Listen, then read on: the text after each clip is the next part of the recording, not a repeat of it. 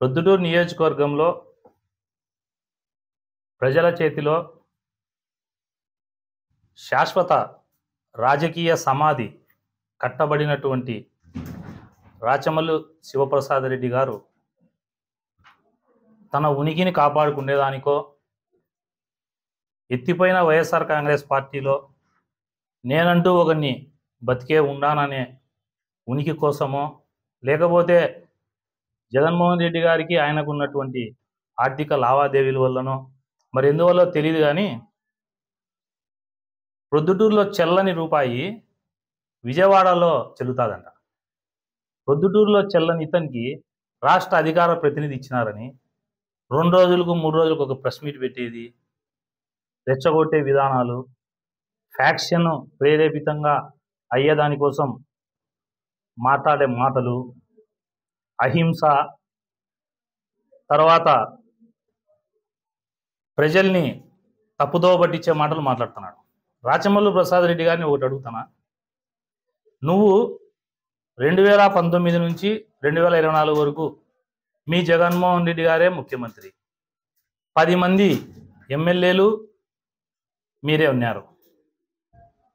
Telugu Desam party జెండాల్ని ఏదో మేము రాజశేఖర రెడ్డి గారి విగ్రహాల దగ్గర కట్టినామని మాట్లాడతా తెలుగుదేశం పార్టీ నాయకులు ఇండ్ల మీద, కార్యకర్తల ఇండ్ల మీద జెండా కడతా అంటున్నావు. ఈ ఇంటికి ఏమన్నా పీకినావా? 2019 నుంచి 2024 వరకు ఇవేమన్నా ఏమన్నా నువ్వు పెరిగినావా? మా ఇండ్ల మీదికి రౌడీల్ని, మీ వైఎస్ఆర్ కాంగ్రెస్ పార్టీ కౌన్సిలర్లను పంపించింటేనే మేము ధైర్యంగా ఎదుర్కొన్నాం. నీకు సవాల్ చేస్తాడా? ఇదే మాదిరిగానే నువ్వు మళ్ళా మాట్లాడితే నువ్వన్నా పోలీసును రౌడీ షీటర్లను పంపించి చేసినావు. నేను ఒక్కడనే తెలుగుదేశం పార్టీ జెండాను నా సంఖలో పెట్టుకొని గాంధీ విగ్రహం, మున్సిపల్ ఆఫీసులో ఉన్నటువంటి గాంధీ విగ్రహం కానుంచి ఒక్కనే నడుచుకుంటా రాత్రుల్లో దొంగగానో కాదు, నీకు టైం చెప్పి పలానా టైంకి వస్తా అని చెప్పి వచ్చి మీ ఇంటి గేటుకు తెలుగుదేశం పార్టీ జెండా కట్టి వస్తా. ఖబర్దార్ రాచమల్లు. ఒక క్వశ్చన్ అడిగితే ఆన్సర్ చెప్తావా? యువగలం పాదయాత్ర జరిగేటప్పుడు రామారావు గారి విగ్రహము గవర్నమెంట్ హాస్పిటల్ ఆ టర్నింగ్లో, ఆ గవర్నీ సర్కిల్ దగ్గర ఉండే రామారావు గారి విగ్రహం పైన నువ్వు ఎమ్మెల్యేగా ఉన్న 5 సంవత్సరాలు, అధికార పార్టీ ఎమ్మెల్యే ఉన్న 5 సంవత్సరాలు రామారావు గారి విగ్రహం దగ్గర ఎదురుగా పైన నీ ఫ్లెక్సీలు కట్టలేను అంటే సిపిఐ వాళ్ళు కట్టరా, సిపిఎం వాళ్ళు కట్టరా, ఇతర రాజకీయ పార్టీల వాళ్ళు కట్టరా? అంటే కేవలం ఇప్పుడు నీ ఉనికి కోసం నువ్వు మాట్లాడతావా? రాచమల్లు ప్రసాద్ రెడ్డి గారికి చెప్తానా, ఒక్కడనే వచ్చి మీ ఇంటికి కడతా. రెండోది, ఈశ్వరుడు నాకు దయదలిస్తే ప్రజలు ఓట్లేస్తే అన్నావు.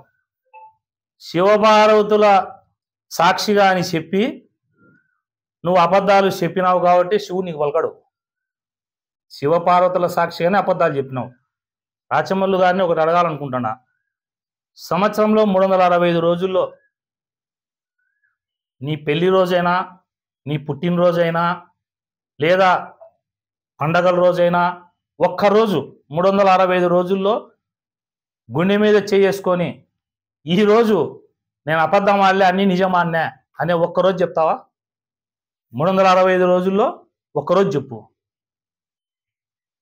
రాచమల్లు శివప్రసాద్ రెడ్డి అనే లాంటి వ్యక్తి ఎలాంటి వాడంటే, అరుంధతి సినిమాలో అవి నేను చెప్పకూడదు, పశుపతి లాంటోడు.